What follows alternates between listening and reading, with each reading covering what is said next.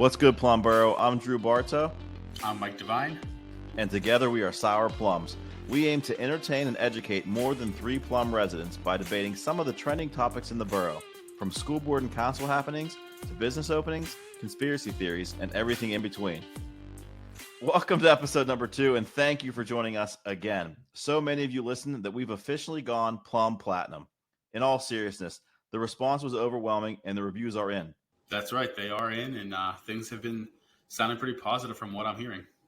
Yeah, I love it. We had 200 listens within the first 12 hours of our first episode launching, and then another 200 plus in the couple weeks since then. But I want to kind of talk a little bit about reviews that we had.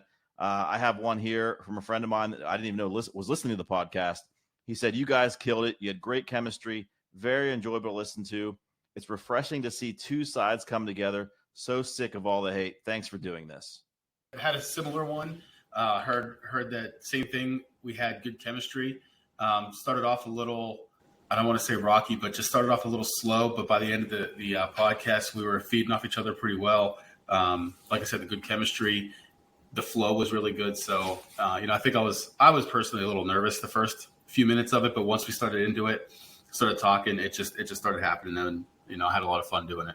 Yeah, I mean, I think I have a couple more here I want to share with you, but I thought we got in a better flow as the program went on. But I have one here that kind of addresses one of our topics from the first episode.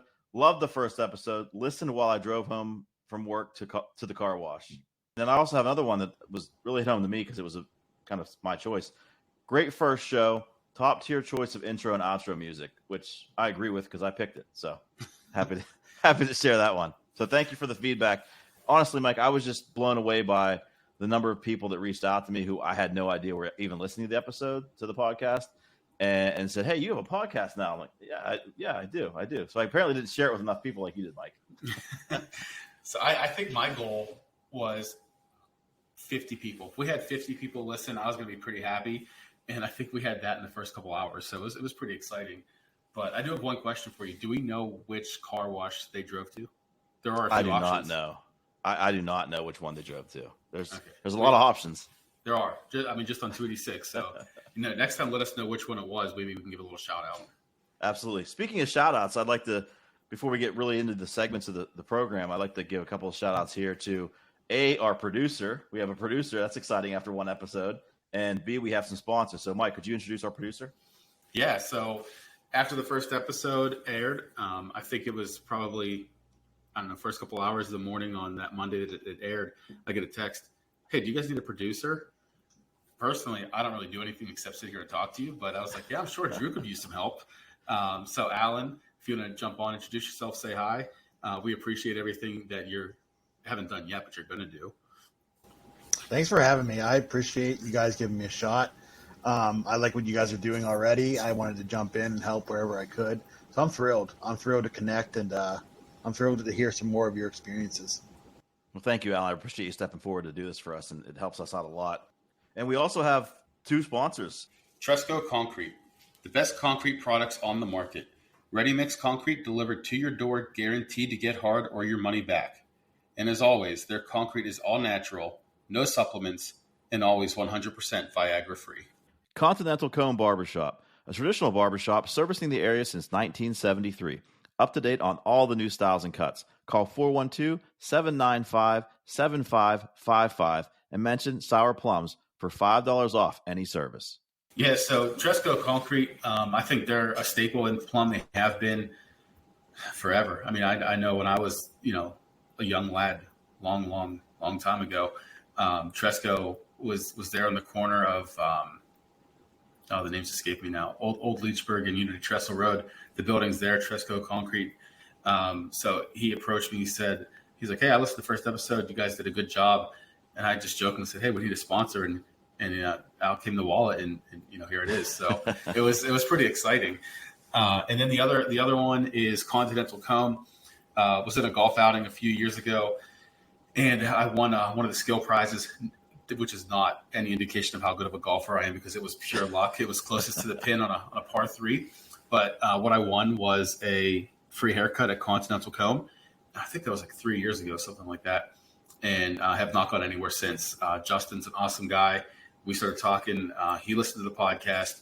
And I told him we had just gotten our first sponsor. He's like, "What's a sponsor?" I mean, not what's a sponsor. He knows a sponsor is obviously, but he said, "What does that mean?" And I said, "I don't know. We'll mention your name a couple times and share your Facebook page. We'll share your name, everything, your phone number." Honestly, thanks to both of those sponsors, Tresco Concrete and Continental Comb. Everybody who's listening, if you can, show them some love. Thank them for showing us love in our infancy here and getting us off the ground. So thank you both for stepping forward and sponsoring us. Mike, let's get right into it. Let's go into Plum Problems. I mean, that's a segment that's pretty popular last week. Yeah, so the first one we have here, I think it started off a little bit as a joke, but as I started to read some of these complaints on Facebook and started to drive around, it's a real problem. Street parking in Plum. So where I live, newer neighborhoods, maybe 20, 25 years old. It's pretty new still. The road, it's only one street where I live. It's pretty wide. You can fit two cars directly across from each other and still drive a full-size pickup truck right through the middle with room to spare, not worry about hitting any kids or on the bikes, anything like that. But you get off the main drag in Holiday Park, onto places like Alcan, Surfside, Blue Ridge, those streets, it's pretty tight. And it really is a problem. And don't even get me started on the street parking in Renton. I have to turn sideways just to walk down the middle of the street there. It's awful. But, I think it does start as a joke, but there is some truth behind it, right? Like they wouldn't say it if it wasn't an issue. And when I grew up in Holiday Park, growing up, when my friends would come over to visit, my parents had people over, they had this beautiful driveway and people actually turned into it and parked their car there. Now it's like, I don't know. You can't pull into somebody's driveway for whatever reason. Everybody parks in the street. I mean, if you look at my driveway, I could fit probably 5 cars in my driveway. In Holiday Park, some of the driveways are a little shorter. You can definitely fit 2 to 4 cars in most of those driveways, but at least pull your wheels up into the yard. At least 2 of them. Give room for cars coming down the street. It's like a game of Frogger trying to drive down one of the streets. I was going to ask you though, is that more of the problem? Like, is it the homeowners that are not parking in their driveways or in their garages, or is it more of like, hey, we've got company, we don't have a huge driveway, nobody's parking in the driveway, and so they're parking on the street. And you're saying, Mike, that people should pull into my yard or to somebody else's yard and put 2 wheels in the grass. I mean, not my yard. The lawn. Is that what you're saying? Not your yard. Yeah, not my yard. Somebody else's yard. Yeah. But no, if your driveway's empty, pull your damn car in. Right. Okay. I agree with that. It's not a visitor issue. It's a homeowner issue because it's not Friday night at 9:00. It's Tuesday afternoon at 2:00. Right. And all the people work from home now. So you're there. You don't want to park your spouse in. I get that you have to, if you have to run somewhere here and there, and it's real quick in and out, that's one thing, but it's all day, every day. And since the complaints have showed up on Facebook and I've really started to pay attention, it is really bad. It is a lot. You're right. Alcan, especially, I drive by there a lot, getting my kids to and from school. And it's every 20 feet, there's another car. It's a lot. It takes a while to get through Alcan. But while we're on the subject of parking, Mike, I wanted to kind of address the poll that I ran on our Sour Plums Facebook page. If you're not following us there, please do. Is that, you see a parking spot space in a parking lot, do you pull straight forward into the spot or do you back in? And I'd say 75% say they pull forward like myself, but I believe you were on the side of the backing into the spot. And can I just say before I let you say your piece on this, Mike, because I think you've said enough already today. I think if I were in the FBI and I was developing a serial killer profile, people who back into a parking spot would be a trait of a serial killer. I would include. I check a lot of boxes. I drink my coffee black. I have my wine red and dry, and I drink my IPAs as hoppy as Bugs Bunny. But I do not back into parking spaces. I feel it's inconveniencing me because I have to stop and wait for you if I'm behind you. Also, I feel like you're showing off a little bit, but I'll let you defend yourself and the others out there who do it. All right, let me ask you this. What kind of car do you drive? I drive an SUV, a Sorrento. Okay. I drive an F-150. There's about 3 feet of overhang from my back tires to the end of the tailgate. My front tires are right at the front of my car. If I pull in, there's significantly more of my car hanging out into the parking lot, ready to be hit by a bad driver, maybe in an SUV, than there is if I back in and I can pull my car back 3 extra feet. It's really not showing off. I have a camera. I'm sure you do too. Oh, sure, I do. And there's lines. If you just put the lines inside the parking spot, you're golden. And then when you leave, you just zip right out. It's so easy. I get that. Go ahead. If I had a regular sedan, smaller car, I would probably pull right in. It is much easier to pull in. But with the F-150, I got to back it in. All right, I hear that. I'm not a truck driver, a pickup truck driver, so I don't have that experience. So maybe that's valid. Maybe you're full of it, but that's okay. I just know when you're backing in, if I'm ever behind you, I am cursing you out for slowing me down on my day. I mean, if you're slowed down, you're not behind me. I'll tell you that much. Oh, you whip it in so quickly, I wouldn't even notice the difference. That's what she said. Can I say that? I don't think that. What's the rating on this program? I don't even know. I don't know. I think I can say that. Okay. But I will say, to date, I have not killed multiple people, let alone one person. So I'm not a serial killer. I'm just saying it's a trait. I'm not saying there's a large survey that would a lot of traits that would require you to be a serial killer. I'm just saying it's one of them. I think most serial killers probably back into their spots. All right, so let's move on to the next plum problem, Mike. All right, this is more expanded, not just plum. It's a Pittsburgh problem. I didn't know this was a thing. Maybe this is the first year. Maybe it happens all the time. But when you think of the Steelers franchise, the first thing you ask anybody, they go back to the 70s. The Steelers are a model franchise. The Steelers they have a winning way, fantastic ownership. They just do things the right way, right? Right. All right. That's what you think, anyway. That's what you think. Now, apparently they asked the players to rank them, and they have several categories here. Do you know where the Steelers fell in this player ranking report card out of 32 teams? I don't know the overall ranking of it. I know there are some specific things that I know they fared very, very poorly on. What do you got? Total overall ranking in the NFL, 28th. We are better than 4 teams. Can't do math that quick in my head, apparently. 4 teams we are better than. So I'll run through them real quick and let me run through them all, and then we'll kind of talk about them. Treatment of families, F-. Food and cafeteria, B-. All right, they're eating well. That's good. Nutrition dietitian, D. So they have the food in the cafeteria, but they don't have anybody tell them what to eat, what to put together.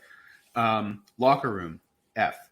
Wow. I will say this. We'll come back and talk about these, but I will say this. I took a tour of the locker room, and I was blown away. I was like, this is amazing. Then I saw pictures not long after of other NFL team locker rooms, and I was like, man, that was pretty shitty, actually. Yeah. So training room, D+, training staff, C, weight room, C, strength coaches, B+, there's a good one. Team travel, D, head coach, A. We've been saying forever, Tomlin's he's a player's coach, right? Yeah. And then ownership. This is what shocked me. F. Right, ranked 31 out of 32 teams. So all right. So everything there. What surprised you the most? Obviously, ownership and treatment of families really shocked me. From an organization that has owned it in the family since the chief, right? Right. Rooney after Rooney after Rooney. That's very shocking to me. No surprise that Tomlin is graded so highly because the players love him, which you could argue that that's a problem because he affords them a little bit of leeway where the stricter coaches might not. I still think he's a good coach in my personal opinion, but maybe the problem relies with the front office and the ownership. Maybe that's the larger issue in the organization, and maybe that needs to change in some way. I don't know. The Rooneys aren't getting out of the game. I know that. Right. And I think the Rooneys are loyal to a fault, right? I think you have 1 bad season, that's okay. 2 bad seasons, we'll work through it. When you get into 3, 4, and 5 bad seasons, and now that's up for debate. What's a bad season, right? Because Mike Tomlin, worst stat in NFL history, has never had a losing season. That doesn't mean he's having good seasons. It just means he's not losing. All right, so treatment of families was one that I saw. And you may have heard of this other podcast with the Kelsey brothers, New Heights. So I think they're the number one podcast right now. I think Sour Plums is number 2, but I think they're number 1. Oh, we got ways to go. Yeah. So, but they had an episode on there with Kylie Kelsey, Jason's wife, and she talks about there's a family room, right? So the players can bring their families, drop their kids off. There's a daycare, and then after the games, the wives can go and pick up the kids, and then there's a family lounge they can sit in and wait for the kids to come. Yeah, the Steelers don't even have that. Like, they're not in a waiting room. It's unbelievable to me that they're not taking care of these kids, these players and their families, to give them somewhere to just sit there, because I'm sure they don't want to deal with the fans. I mean, whenever Roethlisberger was playing, I think if you live in Pittsburgh, you know what his wife looked like. If it's me, I don't want her dealing with people coming up asking for autographs, trying to get to me through her. So the fact that they don't give them somewhere to sit, that's I don't know, pretty shocking to me. I would have thought of any organization that would be the owners of the Steelers would be one of the highest rated, let alone one of the worst. Yeah, so I think we're at a point now where changes need to be made. I think they got rid of, started to trim the fat on the roster, but I think this goes a little deeper than that. So we'll see what happens. No, we'll see. As you know, I mean, Steeler problems are Plum problems, because everybody's talking about the Steelers regardless of where you are in Pittsburgh. So, but yeah, I was shocked by some of those statistics, those grades. All right, moving on. Drew, what's good in the hood? Not a whole lot, actually, Mike. But we have a very special guest today, and I'm excited to bring him on. We have the one and only Jimmy McBride from Plum Inside Scoop, and I want to say thank you for joining us. Every week we're going to have somebody who's doing good in the neighborhood, in the Plum community, whether that's a business, an individual, or a group. But today's guest is Jimmy McBride. Jimmy, thank you for joining us. People of Plum, thanks for having me. Very excited to be here. Long-time listener of the show. Thanks for having me, guys. Thank you. All 3 weeks we've been around, Jimmy's been fun. He's probably accounted for 300 of our 400 plays. We appreciate that, though, Jimmy. Give or take. Whatever it takes. Well, Jimmy's here in his typical umbrella hat, and we've got some questions for you tonight, Jimmy. I want to kind of get a feel for how Plum Inside Scoop came about, and like what that means to you. What's your mission as the Plum Inside Scoop? What's your mission, and how'd you get started? So we got started it was always a joke with Malabar being shut down for 2 to 3 years longer than it was supposed to. I saw several dozen of your videos, yeah. Yeah, I mean, anytime like you were busy, you couldn't do it. You wouldn't say, "Hey, I'm busy." You'd always say, "Hey, I can't make it. Malabar shut down." It was just what we did in our group text, on Facebook. It didn't matter. So it just got stuck, and everybody just associated me with Malabar. So it was getting close to opening finally. I'm like, I got to do something. I just don't know what. So I called Jamie Calogeri, and I'm like, hey, I have a secret mission that you can't tell anybody about. She stops for 5 seconds. She goes, when is Malabar opening? And I'm like, well, I think in 2 days. So like this has to be done like tomorrow. So we kind of game planned super quick that night. It was all set to go. And then both my kids got sick, and I'm like, oh, crap, what am I going to do? So I was supposed to go look at a furnace, and they canceled last second. I'm like, well, there's no way I'm getting out of this house without my wife being like, there's no way you're going to record a video about Malabar. So I still went to the furnace to her, but she forgave me for that, by the way. Just so. Oh, good, yeah. I'm glad she's found out about it before tonight, right? Yeah. Oh, yeah, she does. And we recorded, I was like, what could I do? So, I had my Malabar shirt on. We had fireworks, and just nothing went right. Like the lighter didn't work. I was like, this is just typical, one thing after the other. So it went off.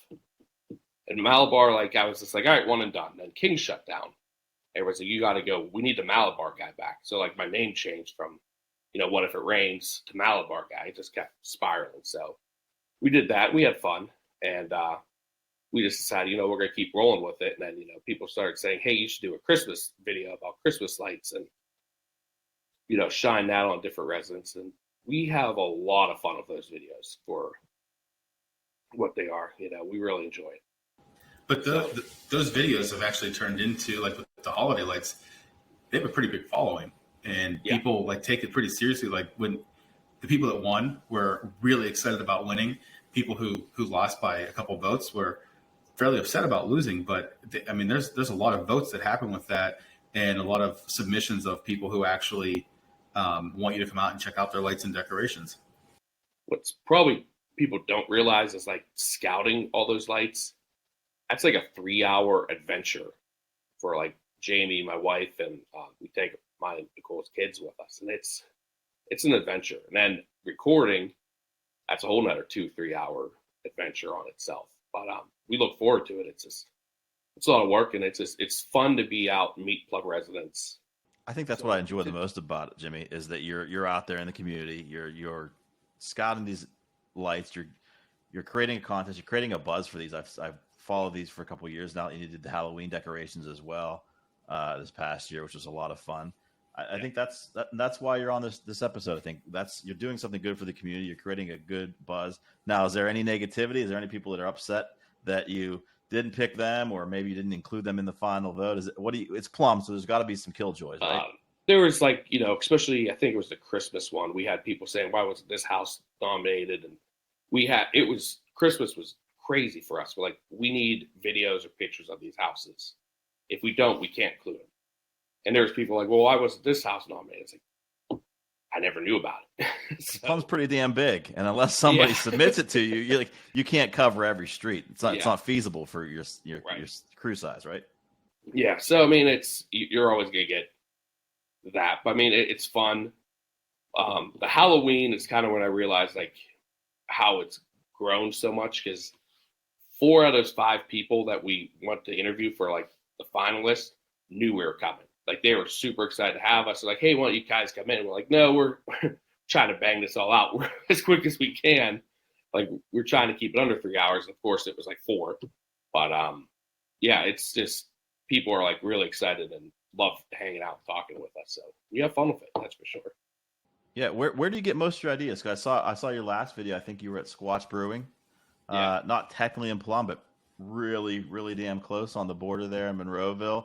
They have some great beers there. I'd recommend visiting that. Not a sponsor yet, but but where do you get these ideas from? Where do you kind of look online or have friends that tell you this? Where do you get your inspiration? It's a lot of like, we'll start watching the community pages where we're like, this is kind of getting hot right now. So like, I just want to clarify something. I was not the anonymous person who originally said Sasquatch was in Plum. I do not know who it was, but we rolled with it because it was hilarious. It took up a ton of steam. So we're having fun with that. And then we were dealing with Sasquatch, and then all of a sudden Squatch Brewery just happened to open 3 weeks later, which we were not prepared for. That wasn't any kind of viral marketing for Squatch Brewery, was it? I never really thought of that till recently. I was like, maybe it was them. Like, that was genius. That would be smart, right? I mean, that's what I would do if I was them. Yeah. So, I mean, it was like, that will come up and we'll be like, we have a group text, and if something's getting like really hot in the Plum community, like I think soon we got to work on Jimmy Garris's water pressure here soon, with everybody parking on Alcan, pinching his pipe, slowing it down a little bit. Stuff like that. It just keeps, it's almost like, Mike can't attest to this since he's not in Plum community page anymore, but like a lot of it comes from that is what people are discussing. Well, that's where we get a lot of our inspiration too, from the Plum pages. Yeah. So I get that. But Jimmy, you kind of had this. Well, first of all, I just want to let you I really appreciate what you're doing for the community. Plum Inside Scoop is a great asset to this town. I really love. It's entertaining. It's also informative, and it also gets everybody involved. But kind of riding that high of your newfound celebrity there as a member of the Plum Inside Scoop, you made a run for council last fall. So can you talk a little bit about the ups and downs of that process, and any advice you'd give to anybody else who was thinking about running? Yeah, first advice is get your name out there. A lot of times you don't win the first time. That's just across the board. Just getting your name out is huge.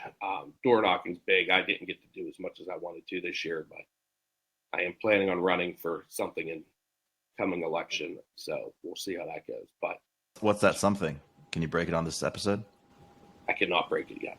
Oh, okay. All right. We'll get there. Don't worry. Well, whenever you make your announcement, we want it on this show. Can you confirm or deny if it's the President of the United States? I confirm I want nothing to do with that. I don't think I'm old enough yet, am I? I'm not Mike's age yet, so I probably can't. How old are you? 37. You're old enough. Yeah, you're old enough.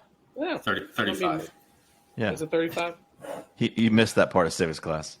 Yeah, well, And as we've seen recently, there is no maximum age. So Yeah, I was just gonna say, I just feel like I'm not old enough yet. You're not old enough to be in the contention for the current race this fall. Yeah. I want to add on to one thing Jimmy just said about getting your name out there. I think one of the big things that people will need to know if you're running or if you're voting is that a lot of people unfortunately don't do a ton of research. So name recognition is huge when you go to the poll, right? They're looking at a few things. Do I recognize this name? And is there a D or an R next to their name? Because I'm only going to vote for one of those two. And if I know your name, I'm going to vote for you. I wish it wasn't that way, but unfortunately it is. It is. It completely is here. Small elections or small towns and all that. It just is. A lot of people who ran on the other side were all names who were on it before and things like that. So they were all recognizable names for sure. So, well, Jimmy, I don't want to kick you off. We're just going to move on to another segment. So if you don't mind, you want to stick around and participate in the next couple segments with us? absolutely. All right, let's do it. Thank you, everyone. Again, Jimmy McBride, Plum Inside Scoop. Thank you for all you do, and I know you have it's more than just you. So thank you to everyone at Plum Inside Scoop who contributes to the community. So, Mike, let's move on to another fun segment that you like to bring up, and that's Would You Rather. I have a good one this week, and I don't know how I'm going to answer this. I'll be the judge of that, Mike. I'll be the judge of that.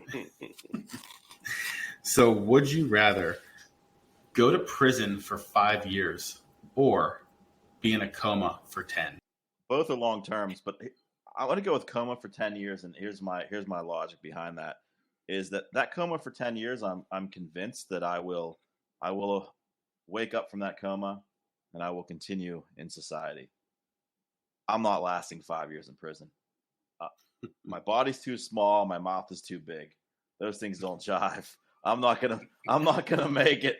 I'm not gonna make it in prison for more than 5 days, let alone 5 years. So I'll be murdered in prison pretty quickly. And so I'm not going to do that.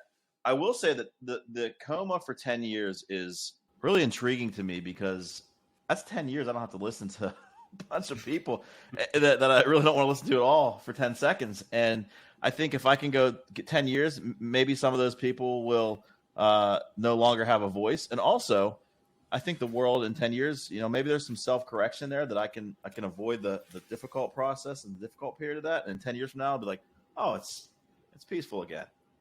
I doubt it, but a man can dream, right? What do you think? Mike? What would you rather do? So this is where I go back and forth. So if you know me, the four most important people in my life, my wife and kids, and either way, you're missing a big part of all their lives. Exactly. And so I think I'm going to agree with you, but not for the same reasons. The thought of being in prison, knowing I'm missing, a lot of firsts. My kids are young right now, so a lot of firsts. Mm-hmm. Just that, that end of the day conversation with my wife, that kind of thing. If I'm in a coma for 10 years, yeah, I've missed it, but I'm guessing it's like you're sleeping, right? So you're just going to sleep for a long time, wake up. Hopefully they knew I was in a coma and they recorded some things that I can see, some of those things that I missed, but just sitting there rotting away every day, knowing that stuff is going on that I can't be there to see. Now, in prison, though, I'm hoping they come to visit at some point. So, yeah, I get to see them over that 5-year period. But just knowing that I'm missing all that stuff and in the blink of an eye, I could be awake from a coma. I think that's the way I'd have to go. Don't forget, though, if you're in prison, you did something wrong to get there, right? So there's a sense of embarrassment or shame on your family, possibly. So I don't know. The coma sounds just like the better route for me. Like, yeah, you're right. Like, I'm sleeping. I don't know what's going on. I'm not thinking about anything. And I just wake up and holy shit, here you go. I'm a little bit grayer, probably a lot of bit grayer. And hey, Jimmy, what do you think? What would you pick? Listen, I'm going against you guys. I'm going to take the prison route. I feel like no matter how much sleep I get, I'm still tired when I wake up. So, like, the whole thing is you're taking a 10-year coma. I'm still going to be tired when I wake up. So I'm just going to take the prison route. That's just the way I'm going to go. That's good logic. I like that, Jimmy. Mm-hmm. Just a little tidbit because I'm just like kind of doing my thing over here. But a lot more people say coma than jail. And I liked your point that if you went to jail, it's probably for something worth 5 years. Also, See, I already like Alan as a producer. He chimes in and supports my arguments. This is exactly why you're here, Alan. You didn't know that. This is your purpose: editing and also chiming in when you agree with me. Who brought this guy? I not even bring him. So, I think that's consensus there, except for Jimmy, which I liked your argument. Though it was pretty contrarian, but it was a good argument. Mm-hmm. All right, Drew, is it time to drop the grammar hammer on the people of Plum? It is, but I'm going to drop it on you this week, Mike. I'm going to make it a game, make it more fun, rather than go to the Plum pages and see how people are using improper grammar, which is not very difficult to find. Just pop up the first post in the comments, and we got it. But I wanted to do something here. I think it'd be a little fun. I've got 4 words for you. You know what? Actually, I've got 5. I got a bonus word for you. I'm going to spell them, and I want you to pronounce them. And then I'm going to let you know if you're right or not.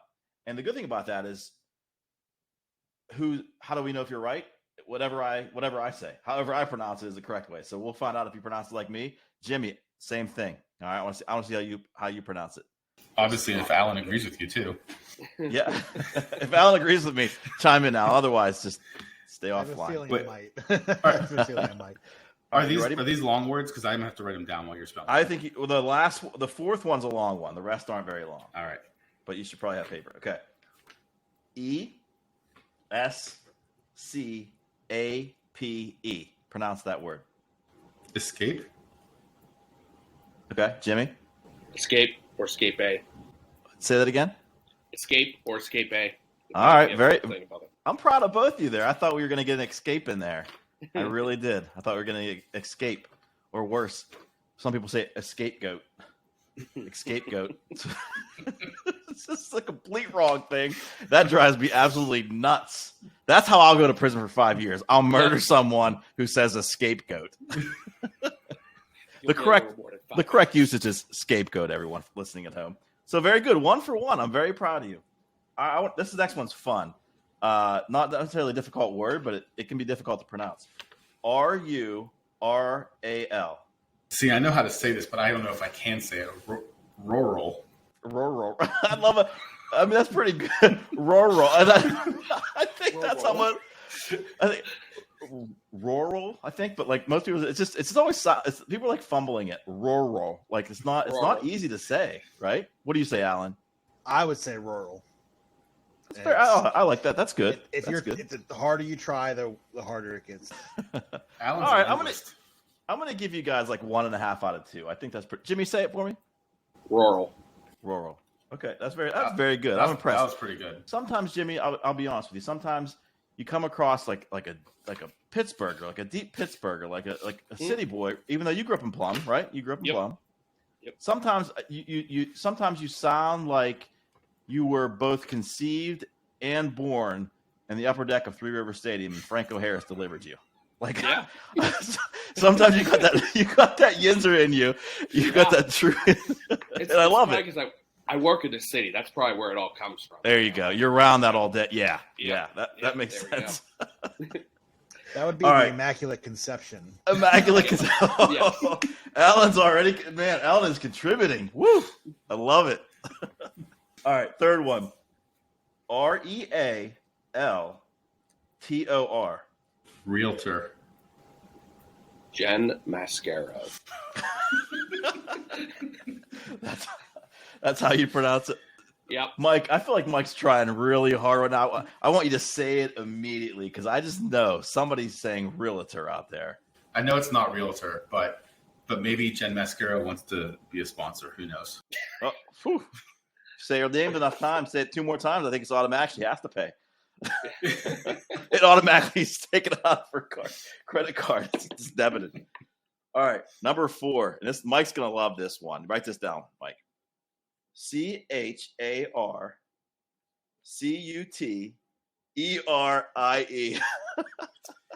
I know how to say this one. This is easy. Antipasto. Oh, come on. First of all, I want you to say it, and then I want you to explain why you don't like it. All right. I don't even like to say the word. Charcuterie. Ooh. Jimmy? Charcuterie. Damn, you guys are good. All right, Mike, why don't you like charcuterie? Because I grew up Italian. Are you still Italian? Still Italian. Still Italian, okay. I've been eating cured meats and cheeses since I had teeth. All right. Every dinner, every family dinner, there is a huge plate of antipasto that's out on my dinner table, especially at my grandmother's house. Not once until like 5 years ago did I ever have a charcuterie assortment in front of me. It's always been antipasto. Some pompous French guy called it this, started charging $150 for a plate, and now we have charcuterie, and everybody has to go out and get charcuterie boards, and you're serving antipasto. Come on. So you don't hate charcuterie. You hate the word charcuterie to describe what's okay. I got that now. Can I wasn't back sure. up a story here from like 5-6 years ago? We went for my birthday to 80 Acres, and Mike ordered a charcuterie board, and that's what he called it to the waitress. He was like, I want to get this appetizer. It's new. It's great. He was talking up at this time. I never heard of it. Now I do. He has them at his house all the time. But he was the one who introduced me to him. Now he hates them. Do you know how angry I've become in the last 5 years? Yes. Yeah. Do you know what I've been through for the last 5 years? I'm an angry person. Take it out on meats and cheeses. I just don't Take it understand. out of meats and cheese. Just French words. All right, last one for you guys. I'm going to give this one to Jimmy, actually. Okay. Ready? Mm-hmm. P-O-P. Pop. It's actually pronounced soda. Sorry about that. Nope. Nope. You completely missed. You whiffed. What do you guys call it, for real? Pop soda? Pop. Alan? I don't know, because I'm sometimes so Pittsburgh. It's like It's pop, nonsense. right? It's pop, but I also work for a school that's based in Philadelphia, so I've learned to like mask my Pittsburghese. So I'll say pop, but yeah, I do usually call it soda. As a kid, I called it pop. Growing up in Western Pennsylvania, as I got away and moved to other locations, I kind of assimilated and started calling it soda, and I've kind of stuck with it. Just sounds kind of proper to me, you know. So I went to Penn State, and I had a fraternity full of guys from Philadelphia, and half were from Philadelphia, half were from Pittsburgh. And the best explanation I heard of why it's called pop is when you pour a nice glass of pop, and it's fizzy, and all the bubbles are coming up. The bubbles don't get to the top and go soda; they go pop. All right. Brutal. I like it though. I like it. All right, Mike. Don't turn us off. No.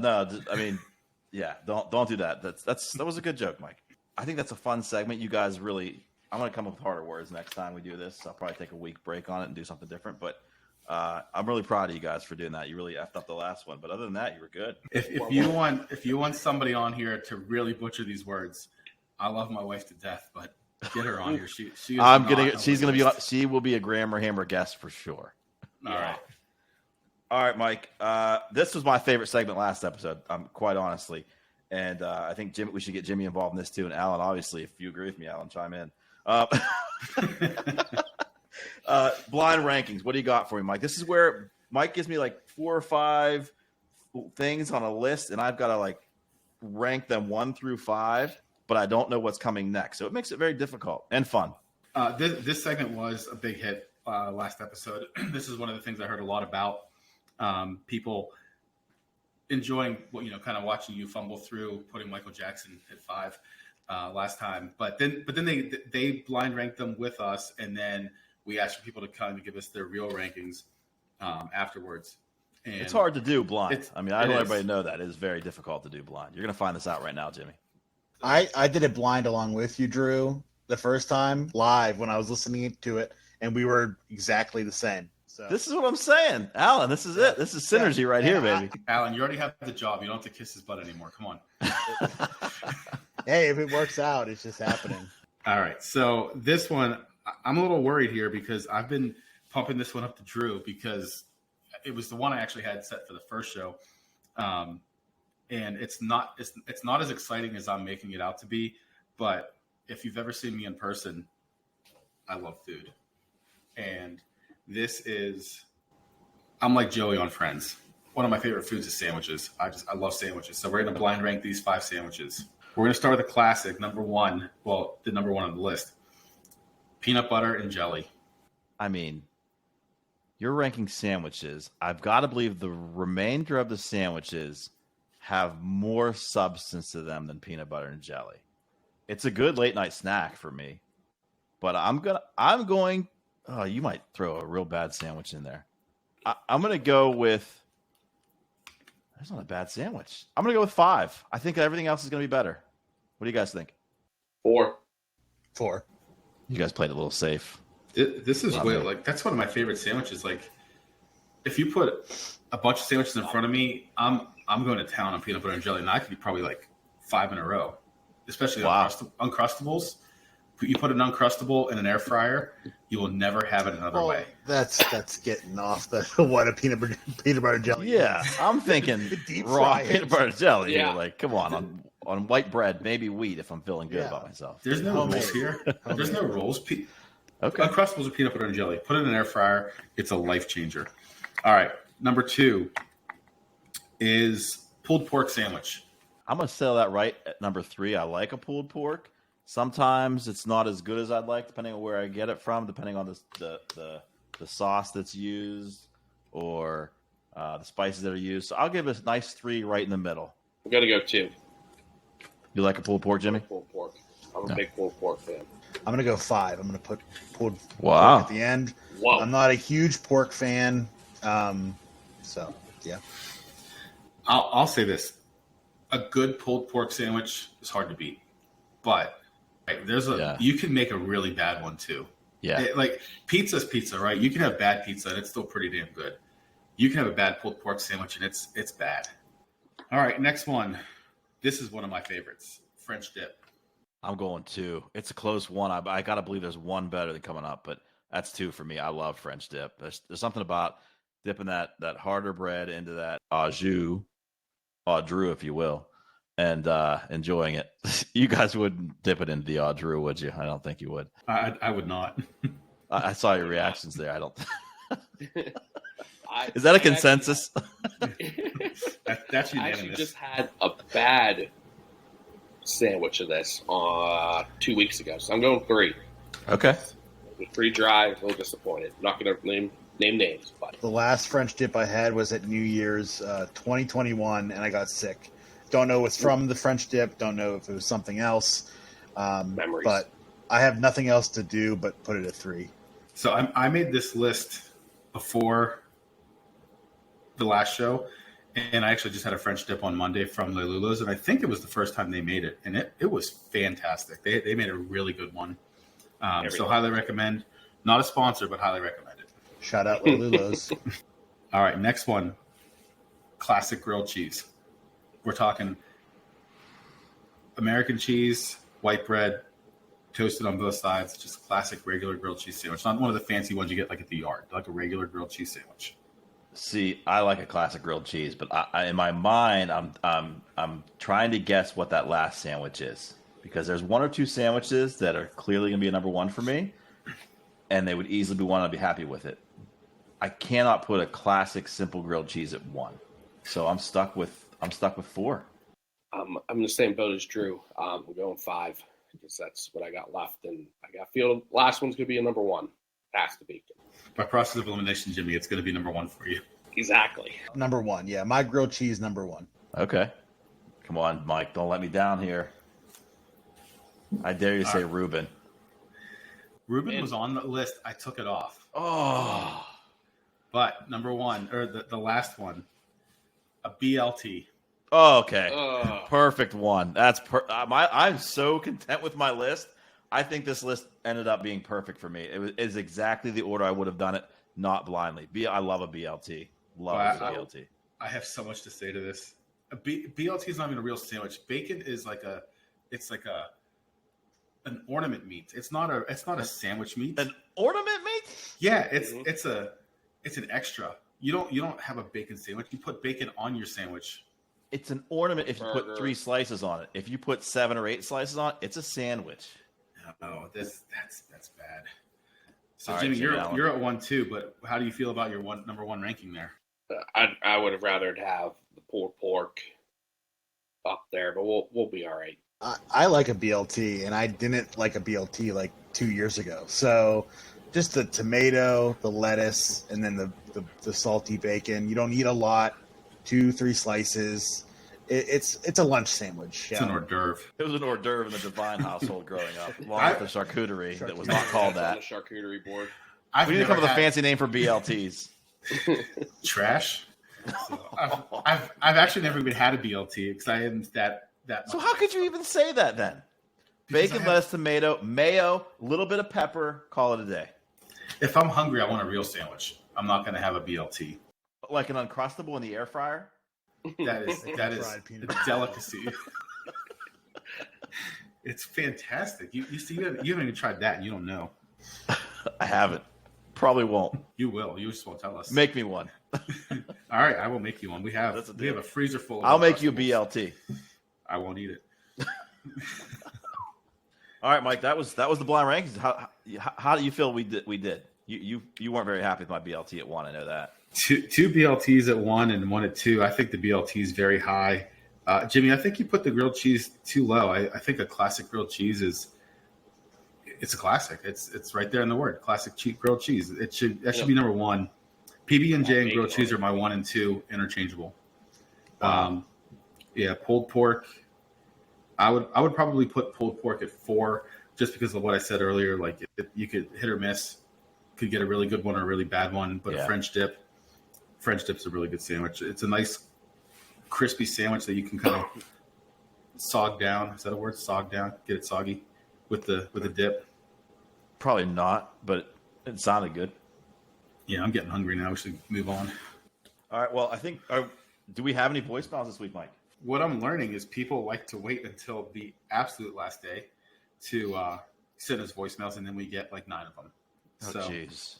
How many are you playing tonight? 2, 3? I think I'm going to play. Let me see. I'm going to play 3. Okay, sounds good. Hey guys, this is Jimmy McBride once again. Long-time fan, long-time listener. My question is, when is Mike going to fix the spotlight in his front yard? It's been out since mid-December. It's still out. Just curious when you guys think it's going to get fixed. All right, thanks a lot. Talk to you guys soon. Good luck. Bye. I'm going to have to defer to Mike on that because I really don't know. I have no idea when he's going to fix the spotlight. Mid-December. Wow, we're pushing 3 months. It was 1, and it was cold until this week. And actually, when you pulled up to the house tonight, the spotlights were out because we just put new lights on that are permanent lights. So I think the spotlights are done for good. They're out. They're gone. We're just going to remove them. I feel like it pulls your house together. I think you just want to make fun of me more, and I'm not here for that. Is there such a thing as too much Jimmy? I feel like yes. Jimmy voicemail with Jimmy as a special guest. I'm not sure. I'm not sure we can allow that again. One or the other, I'm fine with. He's a long-time listener, though. He has never missed an episode. Long time. He's never missed an episode. Well, thank you for your concerns, Jimmy. Mm-hmm. You guys are welcome. All right. So I want to preface this by saying we've already said that we are not a G-rated show. Hey, Sour Plums. This is Mario Francesco. Yes, the Mario Francesco. First off, just want to say I enjoyed the show last week. I'm a long-time listener. I've never missed an episode. But intend on breaking that streak anytime soon. Well, the reason for my call is a question. Actually, it's more of a request for the people of Plum, and I thought this was a good platform to do it. And my request is, people of Plum, will you please leave me the fuck alone? And that's about it. I don't think that needs explained anymore. That's pretty much it. Have a good one. I don't think that's going to be good for business. No, I don't think so either. I can vouch for me saying I've never bothered him at all. So I'm good, but I can't vouch for Mike and Jimmy especially. I can don't say even know who this guy is. I've never heard that name in my life. He's asking us to leave him alone. I don't even know who he is. I could honestly say in the last 3 weeks, I have not mentioned him once on the Plum community page. Because you're banned. I didn't say why. I just said I can honestly say it. I haven't either. But Because I'm not a member. This is what you get for being a fun sponge on the Plum community page. You get banned. I've somehow survived never being a member of the Plum community page. Isn't that amazing? It is. But I think he was joking. Just keep sending him with all your needs. He can do it all. He's a one man shop. What does he really do? Can we point people in his direction that he really helped them? I don't think I can say where, but he is a man of the law. He's a police officer. Oh, perfect. Okay. So he actually can't do anything. that like handy wise that you needed that the people actually ask him to do. He can't do any of it. But that's also bad for business. So make sure you keep sending him DMs. He will deliver. He will pick up. He will fix anything you need. All right, here. This is a good one actually. Last one. Hi, this is Mary Beth Tedrick from the Plum Chamber of Commerce. This is a public service announcement. Be advised that you will be seeing groups of people pumping each other's gas, doing leapfrogs over each other, dancing the YMCA at the YMCA, stealing food off people's plates, and showing off all of our great Plum businesses on Saturday, May 18th at our 7th annual scavenger hunt. To participate, please see our Facebook page, Chamber Facebook page for more information, and then you can register your team at plumchamber.com. Thank you, Plum community, for always supporting your Plum Chamber of Commerce businesses. Have a great day. That was a very good voicemail. Thank you, Mary Beth. That's a great time too. So I do encourage the people, the Plum community, to go out and join that and have fun. I thought I didn't know where that was going at first, Mike. To be honest with you, it was a little bit like, what are they going to be doing? They're going to be stealing food off my plate. They're going to be doing the YMCA at the YMCA. I was kind of intrigued, but yeah, I think that's a great voicemail. See, that's where I can get them. I don't leave food on my plate, so there will be none for them to take. I participated like 3 years ago when they had it last time. It was a really good time. You laughed the whole time. It was a blast. We almost didn't make it actually back in time because Malabar was closed. True story. It's one of the 3 times Malabar being closed inconvenienced my life. Well, there you go. Jimmy McBride endorsed. So please attend the Chamber of Commerce event. It's a great time. Thank you, Mary Beth, for calling us and for being one of our actual serious voicemails in our first 2 episodes. So we appreciate it. Wait, Mario's wasn't serious? Mario's was pretty damn serious too. Oh, okay. He dropped an F-bomb, I guess. So we had some, and Jimmy's was serious too. But and I think we can get the flyer that Mary Beth had in the website and put it up there for her on the on our Facebook page. Absolutely, we'll absolutely share that. All right. So again, voicemails. What's the number again, Mike? The number you can call to leave a voicemail is 412-712-7019. Call us if you just want to make a comment about the last show. Call us with a would you rather. Call us if you just want to yell at us for any reason. Just leave us a voicemail. We will play it on the air, and we'll react to it. All right, guys. Before we close the show out today, I want to give some Plum shout-outs here. I don't know if you have any, Mike, but I want to start with the Plum PTO. Does a lot of good things for our kids, for our families, for our schools. You attended with me not with me, but you were there. We did not go together to the snowball dance last month, but I had a great time. My daughters had an amazing time. It really became a mini Taylor Swift concert. That's pretty much what they played every other song. But the girls had a great time, got to dress up, and they're still talking about it over a month later. So shout out to the PTO for doing things like the snowball dance and other things they do. I know they do a lot of staff appreciation things. I don't think we thank our teachers enough for taking care of our kids all day long while we're working. So thank you to the PTO. I don't know if you have any shout outs this week, Mike. Yeah, I have 2 actually. One of the last things I did on school board was approve girls wrestling to be a varsity sport.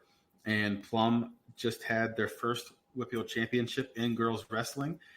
We had 2 girls finish with first place finishes in Whippeals.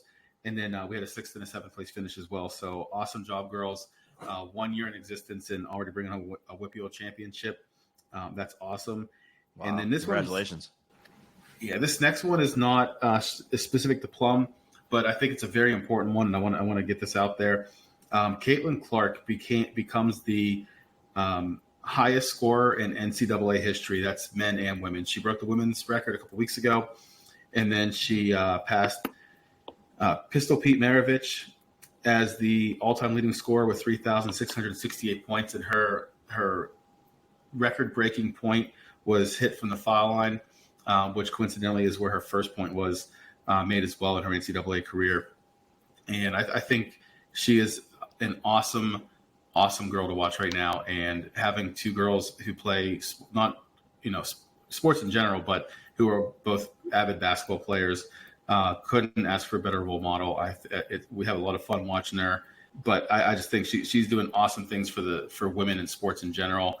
And, she's going to the WNBA next year. She just announced that. So it's a great time to be a fan of college basketball, and an even better time to be a fan of women's college basketball.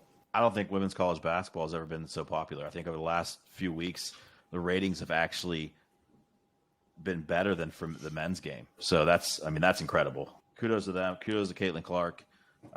Before we get out of here, I want to close the episode, but I want to say super thank you to Jimmy McBride for coming on here and being super reasonable, and likable, maybe even lovable. But yeah, check out Plum Inside Scoop on Facebook.